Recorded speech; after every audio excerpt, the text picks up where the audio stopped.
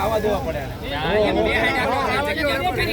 તમારે વાત કરાવી વિનંતી કરાવી અમે ઓલા તમારે વાતો કરતા ને ચાલુ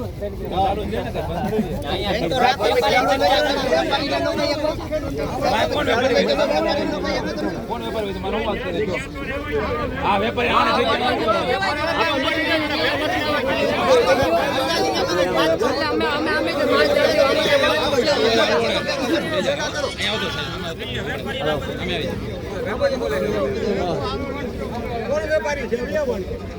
વાત કરો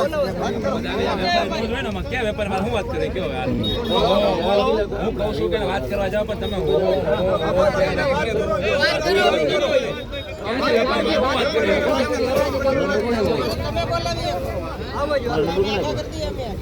હા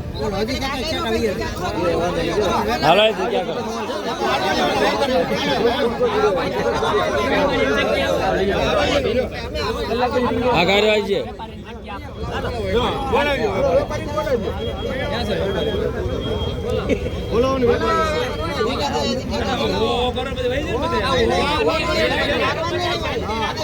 વિનંતી કરવા જાઓ પણ તમે એક જ ધારો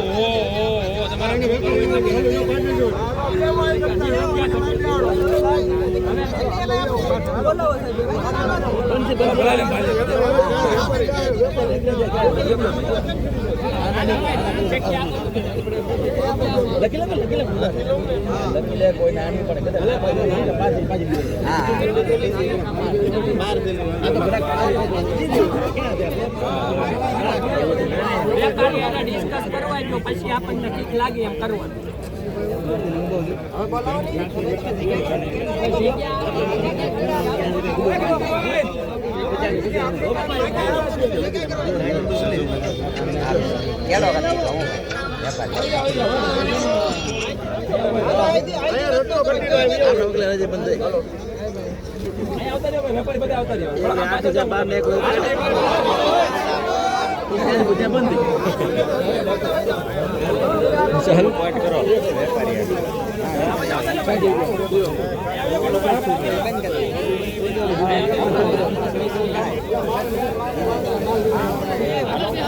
પાણી નીકળી જાય ડુંગળી છાપા હા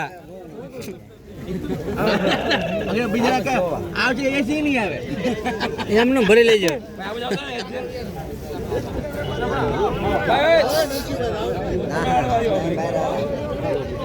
ભાઈ તમે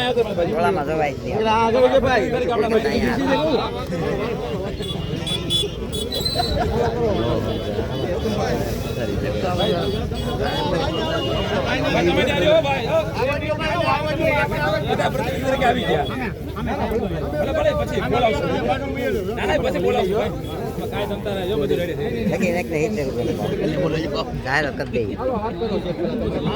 વાસ્તવિકતા ભાઈ હકીકત છે દાદા હવે દાદા હવે તમને વેપારી સાંભળો બોલે તો હવે સાંભળજો વાસ્તવિકતા નક્કી છે કે ભાઈ ખરેખર નબળા માલમાં 60 થી 100 માં વેચાય છે અને સારો જે માલ આવે એ 150 થી 250 300 રૂપિયા થાય છે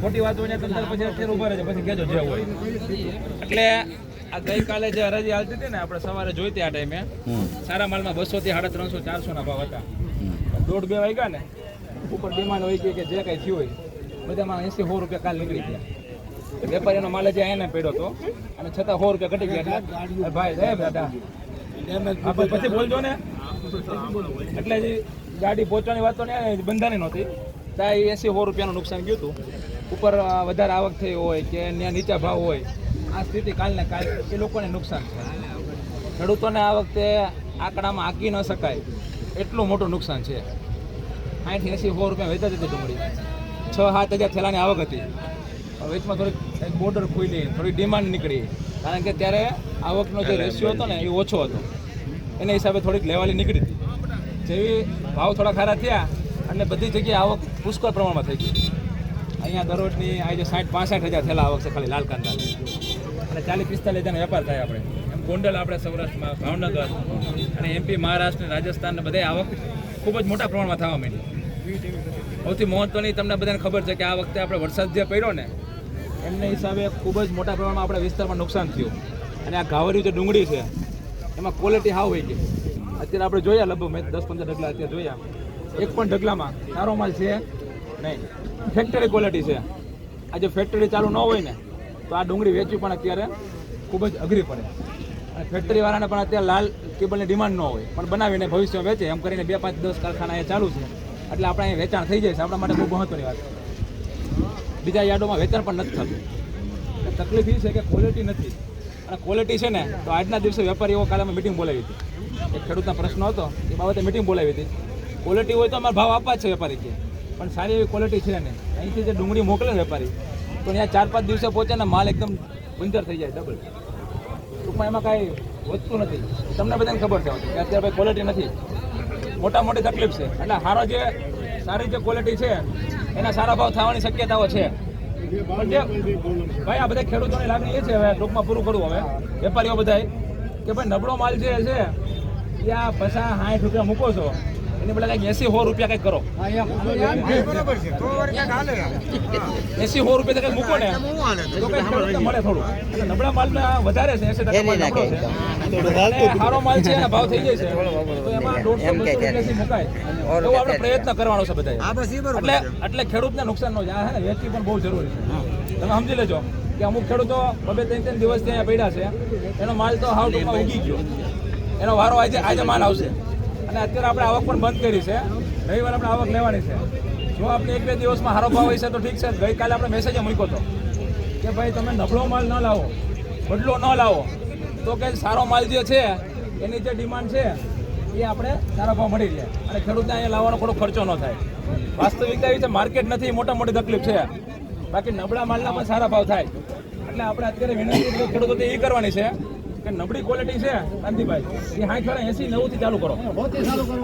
એટલે જે થાય સારો માલના 200 થી 300 350 સુધી ક્વોલિટી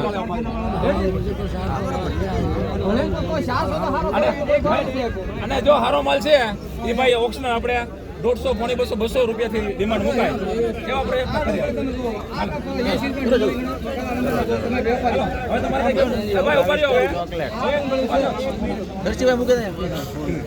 હવે ભાઈ આપણે ખેડૂત પ્રતિનિધિ તરીકે નનુભાઈ સમઢિયાળા છે એની જે લાગણી છે આપણે વેપારીઓ સાંભળી પછી આપણે હરાજીનું કામકાજ શરૂ કરીએ. નનુભાઈ જે કહેતા હોય તમે આવું વેપાર આવો ભગવાન એમાં આપશે. આ 80 રૂપિયા ડુંગળી ગણાય પેલા એ જોઈ લો તમે વેપારી. 2 મિનિટ ભાઈ એને બોલવા દો ને ભાઈ. તમે અહીંયા આવી જાઓ. 150 રૂપિયા ચાલુ કરો, 200 થી માણ પૂગે તો ડુંગળી તમે આ વિચાર કરો. ખાલી 200 આવવાની મજૂરી થાય 80 કિલોમીટર ભાડો સૌ ને ખર્ચો કેટલો થાય ડુંગળીમાં? 200 રૂપિયા થાય. કેટલા કટાણા મારે 80 કિલોમીટર લેવો, અહીંયા 5000 રૂપિયા ભાડું મેં 80 બાસકા આપ્યા અને 250 રૂપિયા ખાલી 200 રૂપિયા લઈ ગયો ઉતારવાળા. એમ તમે જોવો વેપારીને કહું શાલીથી ચાલુ કરો ને એ વ્યાજબી છે.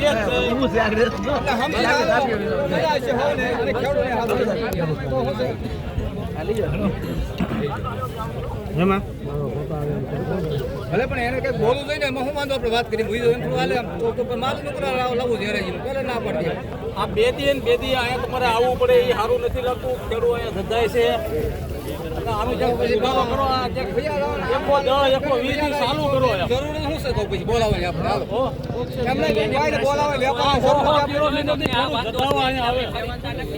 એને હોઈ જવું છે અને આપણે વાત કરી છે તેનો અર્થ કરો કઈ. આપણને કૂતરામાં ગણી નાખ્યા ભાઈ ભણ્યા છે ને આપણે વયા જાય. એને મીકાય કે 200 રૂપિયા મીકો હારા મને 250 એમ ન બોલે એને વાંધો. એમને અત્યારે 80 રૂપિયા 90 રૂપિયા આવે તો અત્યારની મજૂરી ખેડૂત મહેનત થતી પેલા 6 મહિનાની મહેનત તો જાય જ છે. માય કે 200 રૂપિયા ફુગાડવાના થાય એ તો ઘણો કટાના ખાલી. હાલો આપણે પાણી ને પીવું પણ હવે અહીંયા આવી 100 રૂપિયા ટીપી નાખે હારા માલના દોઢોમાં નીતિ ન ગણાય. હવે તમે બોલો જે બોલો મેં બોલું હું ચાલુ કરાવું. તમે કહેતા હોય તો તમે કાલે સવારે એમ સાંભળો તમે કાલે સવારે તમે એમ નહીં કહેતા ઈન મારીને આવી જાય સમજાવી હતી. આપણે કોઈને સમજાવવાનું નથી. કોઈને એવું ખેડૂતો કે ને એ જ આપણે કરવાનું છે. તમને હજી કહી દો. અને ખેડૂતની સંસ્થા જ છે. જો મારું હાલતું હોત ને તો 500 રૂપિયા આપત. હું એને વિનંતી કરી શકું કે યોગ્ય ભાવ મૂકો. તમે હરાજીમાં આપણે અડધી કલાક રહીએ. બાકી તમે એમ પછી કાલે અમારે ત્યાં સમજાવી દે અને આ કરી દે ને જવાબદારી ઓળે. તમારી છે, તમારે એટલું સમજાવવાનું છે. જવાબદારી અમારી વ્યવસ્થા કરવાની છે. હા. એટલે તમે જે વાત કરો ને એ નો હાલે, હું કરું એ નો હાલે. જે હરખું થાય એ આપણે પ્રયત્ન કરીએ. સારી કરે, હારા માલના 300 ચાલુ કરો ને, હારા માલ. બધા ફેક્ટરી વાળાને લોડિંગ વાળાને વિનંતી કરો બે મિનિટ આવી જાવ. એ ભાઈ તમારે ક્યારનો બોલું છે અહીંયા આવતો રહે, બેન આવતી. બધાનો વારો આવી જવું કરો અહીંયા આવતો રહે ભાઈ, વારા ફરતી વારા. ખેડૂતને બધાનો આપણે રજૂઆત સાંભળી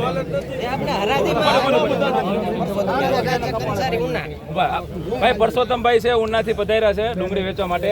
હવે એની જે લાગણી રજૂઆત છે એ આપણે સાંભળીએ છીએ. શાંતિથી બધા સાંભળજો ભાઈ, અને તમારું જે કાંઈ કહેવાનું હોય એ કહેજો. મેન તકલીફ બધાને છે, એ તો છે જ, બરોબર. એ કોઈ નથી કહેવાની. ઉપરવાળાએ થપ્પડ મારે તો આઈને